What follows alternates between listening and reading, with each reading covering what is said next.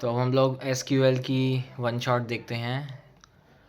सबसे पहले हम देखेंगे कि एसक्यूएल तो पता ही है, स्ट्रक्चर्ड क्वेरी लैंग्वेज है और ये एक बेसिक इसका टेबल है जिस तरीके से बनती हैं, देख लो।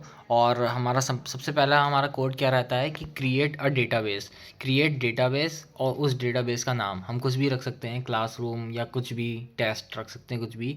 तो ये जो वाइट में लिखा हुआ है यहाँ पर हम कुछ भी डाल सकते हैं और ये लास्ट में सेमी कॉलन लग जाता है। अगर इसको डिलीट करना है तो हम ड्रॉप डेटाबेस का इस्तेमाल कर सकते हैं, उससे हमारा डेटाबेस जो है वो डिलीट हो जाएगा।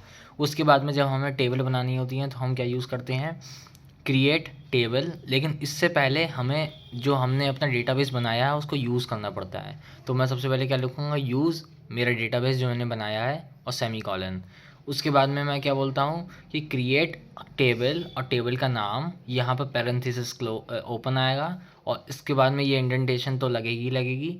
और पहली जो कॉलम होगा उसका जो वो होगा हेडिंग, वो क्या है, आईडी। और आईडी किस टाइप की है यहाँ पर टाइप बताना पड़ेगा आगे। तो आईडी क्या है, इंटीजर है और प्राइमरी की है। प्राइमरी की क्या होता है, प्राइमरी की में दो चीज़ें होती हैं। पहली बात तो अगर प्राइमरी की लिख दिया है यानी कि ये जो फील्ड है वो एम्प्टी नहीं हो सकती है। दूसरी बात प्राइमरी की क्या होती है, देखिए बता, प्राइमरी कीज़ में दूसरी चीज़ क्या होती है, ये यूनिक होती हैं, यानी कि तुम आईडी जो है वो यूनिक रहेगी, इसलिए मैंने इसको लिख दिया है।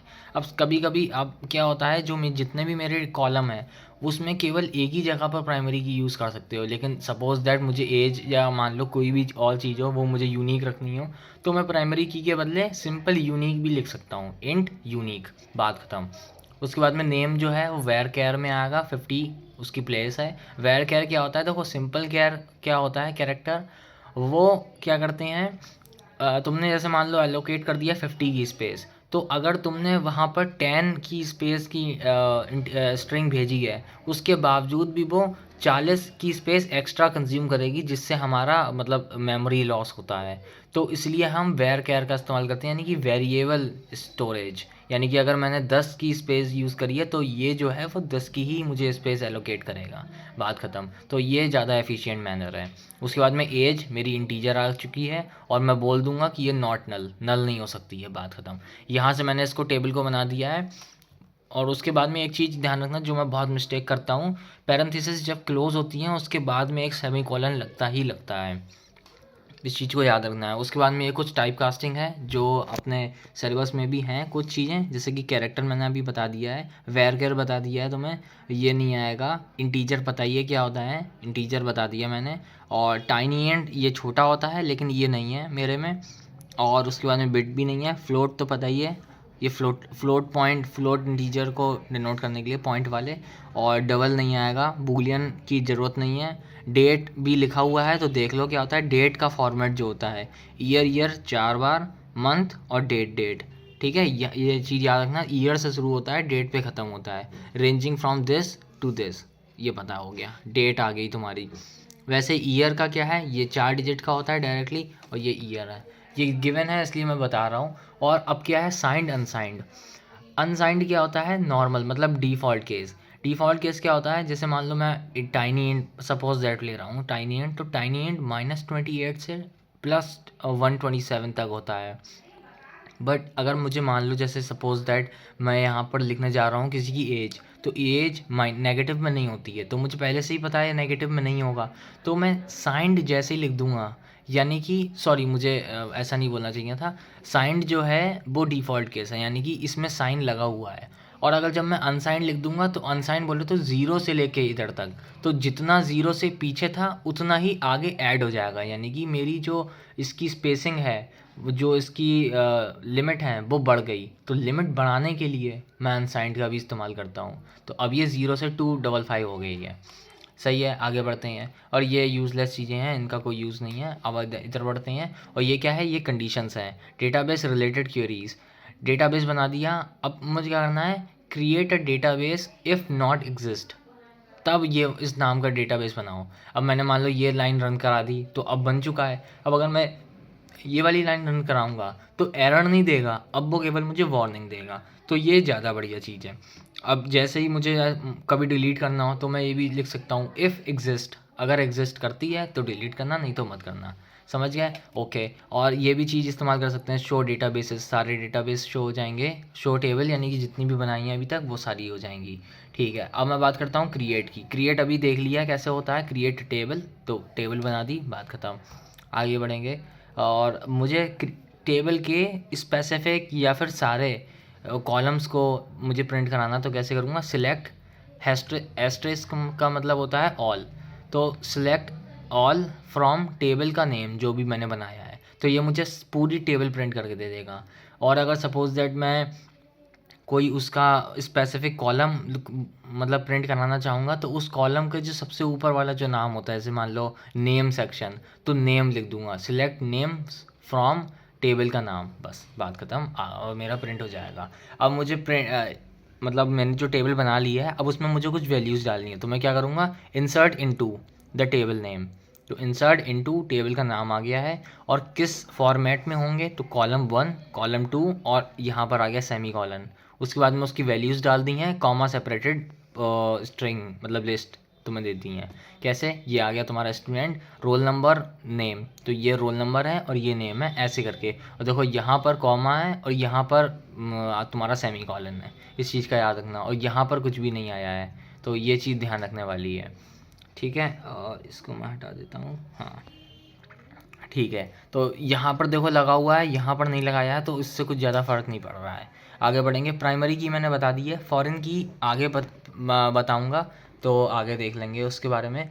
फॉरेन की जैसे मान लो, चलो आगे बताऊँगा डायरेक्ट, इसे छोड़ो। नॉट नल तो पता ही है, ये एक कंडीशन है कि इसको तुम नल नहीं छोड़ सकते हो। यूनिक मैंने बता दिया है, यूनिक होनी चाहिए, प्राइमरी की बता दिया है।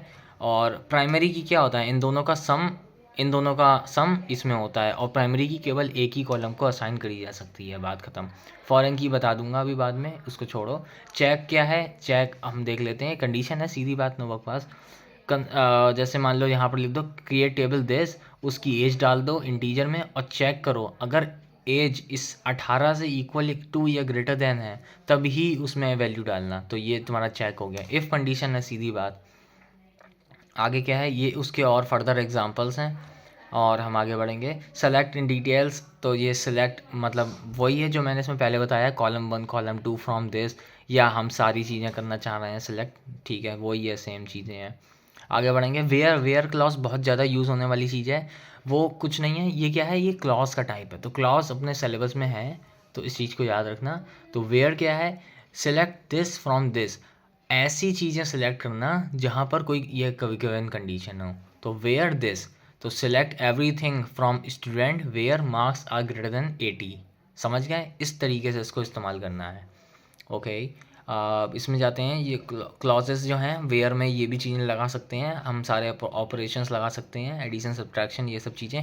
और एक चीज़ याद रखना कि पाइथन में इक्वल टू होता है, लेकिन SQL में केवल इक्वल टू होता है, बस बाकी सब चीज़ें तुम्हें ऑलरेडी पता है। एंड पता ही है तुम्हें, दोनों चीज़ें इंक्लूडेड हैं, और कोई भी एक कर लो, और वही चीज़ चल रही है, where marks are greater than this, और सिटीज़ मुंबई, ठीक है। और बिटवीन तो पता ही है, बिटवीन में क्या है, 80 और 90 इंक्लूडेड हैं, तो इस चीज़ का ध्यान रखना।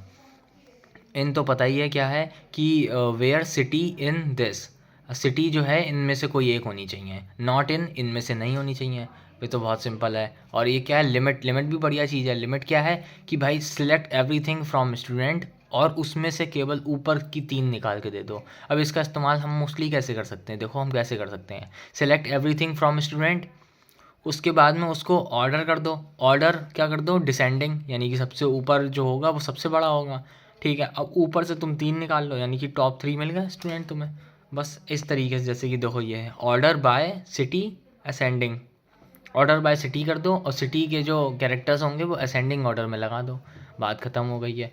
अब यहाँ पर लगा दो, एक और चाहो तो नीचे लाइन लगा दो कि लिमिट जो है वो 3, तो टॉप 3 सिटीज़ मिल जाएंगी अल्फ़ाबेटिक ऑर्डर में, ठीक है। इस तरीके से हो गया। असेंडिंग है, डिसेंडिंग का DESC होता है। एग्रीगेट फंक्शन क्या होते हैं, एग्रीगेट फंक्शन कुछ नहीं होते हैं, एग्रीगेट फंक्शन भी हैं अपने सिलेबस में। काउंट यानी कि कितने हैं, ये काउंट करने के लिए। मैक्सिमम ऑफ, इसके अंदर जो भी कुछ लिखोगे, minimum of this, sum of this, average of this, aggregate function होते हैं, ये समझाने की ज़रूरत नहीं है, पता ही होगा। ग्रुप बाय, देखो ग्रुप बाय एक बहुत बढ़िया चीज़ है, ये कंफ्यूजिंग चीज़ है, इसको समझ लो क्या है। ये हम क्या है, सिलेक्ट मैं वही चीज़ करूँगा जिस बेसिस पे मैं ग्रुप करने वाला हूँ। जैसे अगर मुझे सिटी कॉलम मुझे ग्रुप कराना है तो मैं सिलेक्ट भी सिटी को ही करूँगा, select city from student group by city. Comma लगा के आगे जो भी कुछ लिखूँगा तो वो कॉमा सेपरेटेड मुझे लिस्ट जो आउटपुट में होगी ये वो है, पहली कॉलम दूसरी कॉलम, अगर एक कॉमा लगा के और कुछ लिखता है तो तीसरी कॉलम, इस तरीके से। समझ गए, आगे बढ़ेंगे। हैविंग क्लॉज क्या होता है? हैविंग हैविंग मैं कब यूज़ करता हूँ, जब मैं ग्रुप बाय लगा देता हूँ, ग्रुप बाय का जो रिज़ल्ट है उसमें भी अगर मुझे कोई कंडीशन लगानी है तो फिर मैं हैविंग का इस्तेमाल करता हूँ। यानी कि अगर सिलेक्ट सिलेक्ट जो भी चीज़ मैं कर रहा हूँ उसमें अगर मुझे कोई कंडीशन लगानी है तो मैं लगाऊंगा वेयर, लेकिन अगर मुझे ग्रुप बाय के ऊपर भी कोई कंडीशन लगानी है तो फिर मैं हैविंग लगाऊंगा। समझ गए, बाकी काम दोनों का सेम ही है। जनरल ऑर्डर देख लो क्या है, select column from this where ये हो, और उसके बाद में मैं बोलूँगा ग्रुप बाय, इस तरीके से ग्रुप कर दो उसे, और उसकी भी ये condition having this condition, order by ये लगा दो, बात ख़त्म। इस तरीके से ऑर्डर बाय तो पता ही है, ऑर्डर असेंडिंग डिसेंडिंग, ठीक है। हैविंग क्लॉज बता ही दिया है। टेबल रिलेटेड क्वेरीज क्या है, टेबल ये आ गई तुम्हारी, उसके बाद में सेट कर दो, मतलब टेबल की कोई भी वैल्यू को चेंज करने वाला। अपडेट टेबल, ये टेबल जो है इस टेबल में कोई चीज़ अपडेट करना चाह रहे हैं तो अपडेट टेबल का नाम, सेट क्या कर दो, कॉल जो ग्रेड जो है वो इक्वल टू 0 कर दो, जहाँ जहाँ ग्रेड जो है वो ए हो, इस तरीके से लगता है। Delete from table, delete from student where marks are less than 33, बस ये बहुत सिंपल है। आगे बढ़ेंगे और अब हम बात करेंगे फॉरेन की के बारे में। फॉरेन कीज़ क्या होती हैं समझ लो। हम क्या बात करते हैं, कैस्केडिंग फॉर फॉरेन कीज़। हम पहले मैं ये बताता हूँ कि फॉरेन कीज़ होती क्या हैं, यहाँ पर है नहीं, चलो ठीक है, पहले बताना था लेकिन अब वो मैं नहीं बता पाया हूँ। एक